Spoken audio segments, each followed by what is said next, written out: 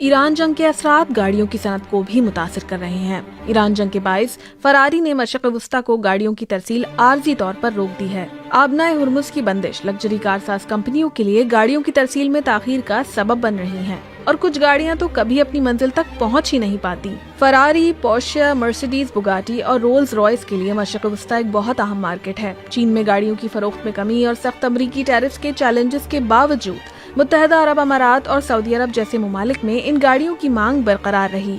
سن 2025 میں فراری نے برطانیہ، سوئٹزرلینڈ اور فرانس کے مقابلے میں اس خطے میں زیادہ گاڑیاں ایکسپورٹ کی۔ اسی سال مرسیڈیز کے آپریٹنگ پروفٹ میں 57% کمی آئی، لیکن مشرق وسطیٰ میں اس کی سیلز کی شرح میں اضافہ دیکھا گیا۔ کیا ایران جنگ نے لگژری کارساز کمپنیوں کے لیے ایک طرز کا سیفٹی نیٹ ختم کر دیا ہے؟ اطالوی کارساز کمپنی لیمبورگینی کے مطابق کشیدگی کے باوجود ان کا برانڈ مضبوط ہے۔